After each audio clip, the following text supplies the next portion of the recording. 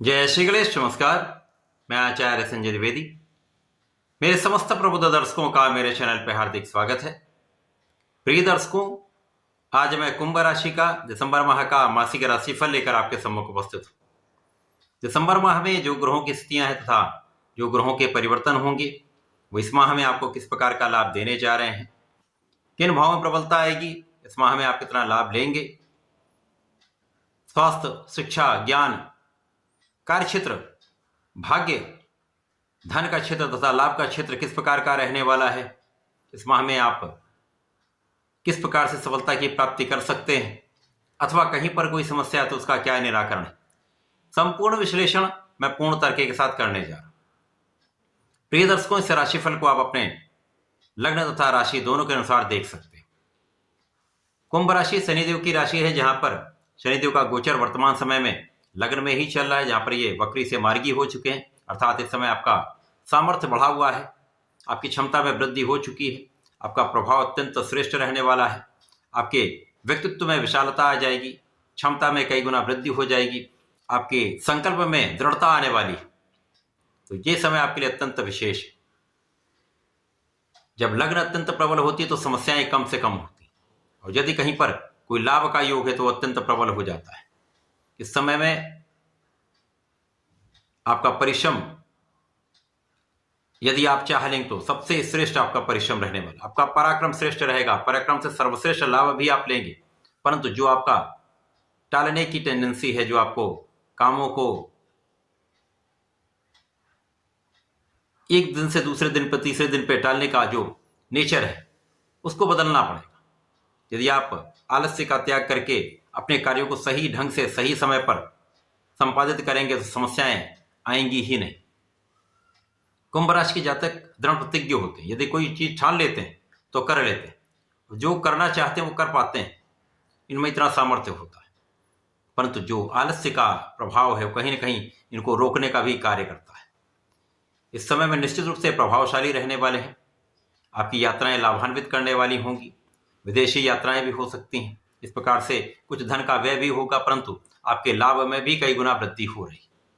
इस समय धन का विशेष आगमन आपके पास होगा, कहीं किसी प्रकार का कोई दुर्योग नहीं। अच्छे मित्रों का सहयोग लीजिए, स्वार्थी मित्रों से दूर रहिए। यह माह आपके लिए अत्यंत लाभान्वित करने वाला रहेगा, क्योंकि इस माह में जो ग्रहों की स्थितियां उसके अनुसार आपको थोड़ा सजग रहना होगा।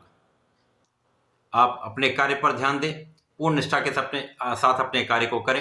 यदि शिक्षा में है तो शिक्षा को सही ढंग से पूर्ण आत्मबल के साथ ग्रहण करें। अन्य चीजों से मन को हटाएं, मन को भ्रमित होने से बचा लें, क्योंकि शुक्राचार्य जैसे ही राशि परिवर्तन करेंगे समस्याएं होंगी। इसके साथ ही साथ इस माह में प्रारंभिक समय से ही सूर्य और बुध का बुधादित्य योग आपके दसम भाव में कार्य क्षेत्र में अत्यंत विशिष्ट है, जहां पर सूर्य दिग्बली भी है, महाबलशाली है। केंद्र के भाव में महाबलशाली बुधादित्य योग, जो आपको आपके कार्य क्षेत्र में सर्वश्रेष्ठ लाभ देने वाला योग है। शासन प्रशासन से, प्रशासनिक सेवाओं से सर्वश्रेष्ठ लाभ मिलता है, बड़े पद की प्राप्ति होती है, धन का विशेष लाभ होता है। यदि कहीं पर कोई सरकारी कार्य आपका अटका हुआ, वो आपका कार्य पूरा हो जाएगा। सरकारी क्षेत्र से जो भी लाभ आप लेना चाहते हैं सब कार्य आपके बन सकते हैं। कार्य में सिद्धि का समय है। इसी प्रकार से आपका कॉन्फिडेंस बहुत अच्छा रहने वाला है, किसी प्रकार से कोई समस्या का योग, माता पिता का आशीर्वाद मिलेगा। इस समय आपके माता पिता के सुखों में वृद्धि का संपूर्ण योग है। गुरु का प्रभाव कुंभ राशि के लिए धन के स्वामी होकर चतुर्थ भाव में, यह भी अत्यंत श्रेष्ठ है, और आपके लाभ के स्वामी है। धन और लाभ के स्वामी का गोचर आपके चतुर्थ भाव में, केंद्र के भाव में, इस भाव की प्रबलता को कई सौ गुना बढ़ाने वाला योग। धन, संपदा, भूमि, भवन, वाहन का संपूर्ण लाभ आप लेने वाले हैं। जनता का पूर्ण सहयोग मिलेगा। यदि राजनीति से संबंध रखते हैं तो इस कार्य क्षेत्र में आपको बड़े पद की प्राप्ति हो सकती है। निश्चित रूप से सकारात्मक समय है। यदि कहीं पर आपका धन कहीं फंसा हुआ तो आप आराम से उसको पुनः प्राप्त कर सकते हैं। इन्वेस्टमेंट से एक अच्छा लाभ आपको मिल सकता है लंबे समय के लिए। यदि आप किसी इन्वेस्टमेंट में अपना धन लगाते हैं तो वो आपको श्रेष्ठ लाभ देने वाला है। वाणी अत्यंत प्रबल रहने वाली, यद्यपि कहीं न कहीं जो तीखा बोलना अथवा सीधे बोलना आपके लिए कष्टकारी हो सकता है। परिवार के मध्य में स्पेशली विशेष रूप से परिवार के बीच में आपको बहुत सोच विचार कर धैर्य के साथ आपको बोलना चाहिए। परिवार से आपको लाभ मिलेगा, परिवार का पूरा सपोर्ट भी मिलेगा, परंतु राहु है, राहु का प्रभाव कहीं ना कहीं आपको भ्रमित करने वाला होता है।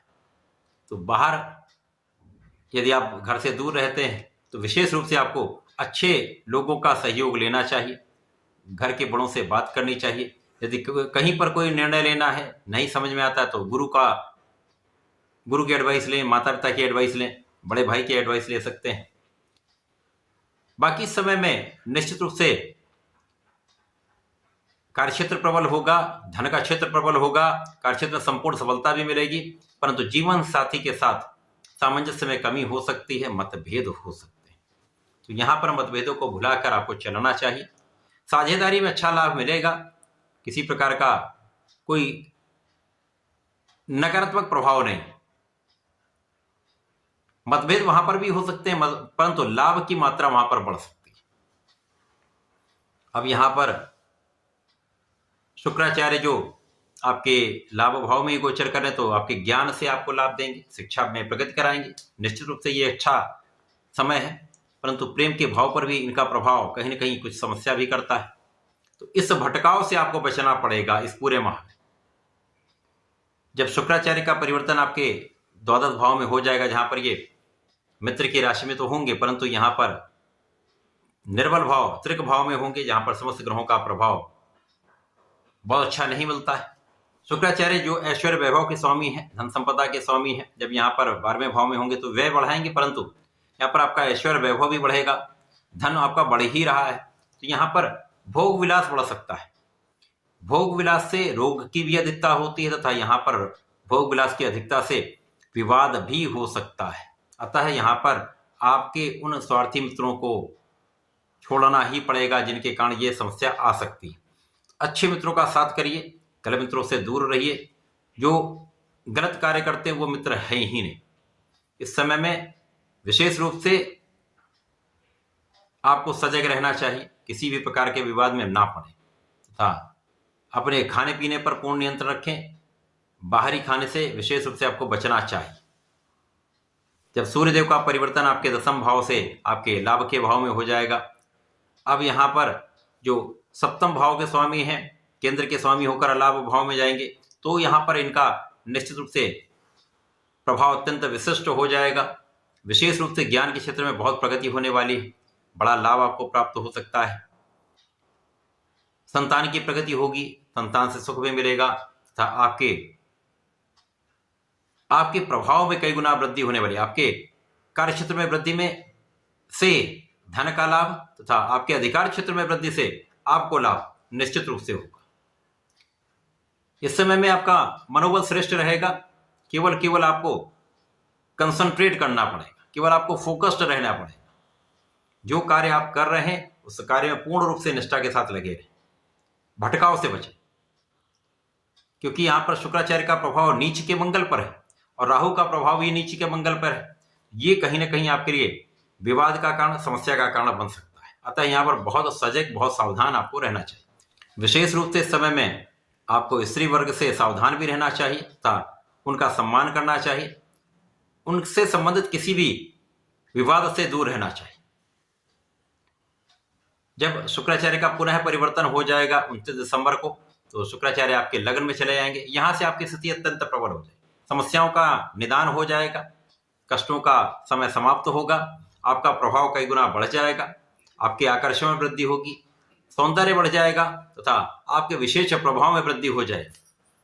अब चूंकि यहां पर शुक्राचार्य कुंभ राशि के लिए भाग्य के स्वामी, इसी प्रकार से आपके चतुर्थ के स्वामी सुखेश भाग्येश का गोचर आपके लग्न में जब हो जाए तो इन दोनों का बड़ा प्रभाव आपको प्राप्त हो जाएगा। और लग्न के स्वामी के साथ इनका गोचर विशिष्टता देने वाला है। महाधन, महाभाग्य, महासुख का योग बनता है। तो ये माह आपके लिए अत्यंत विशेष है। कुछ चीजों का ध्यान नहीं रखेंगे तो समस्या आ सकती है। इसलिए इस माह में आपको संपूर्ण रूप से पूर्ण निष्ठा के साथ अपने कार्य को करना है, भ्रम से बचना है तथा विवाद से दूर रहना। पूरे माह में आपको सूर्यदेव को जल देना चाहिए, ओम घृणी सूर्याय नमः का जप करना चाहिए तथा प्रत्येक शनिवार को भगवान भोलेनाथ पर जलार्चन करें, काले तिल का अर्पण करें, बेलपत्र का अर्पण करें तथा बुधवार को गणपति जी का संकटनाशन गणेशोत्तम का पाठ अवश्य कर लें। यदि आप इतना कर लेते हैं तो संकट दूर होंगे, समस्याएं दूर होंगी, आपको लाभ की प्राप्ति अवश्य हो। तो ऐसा करके इसका लाभ लें। धन्यवाद, नमस्कार।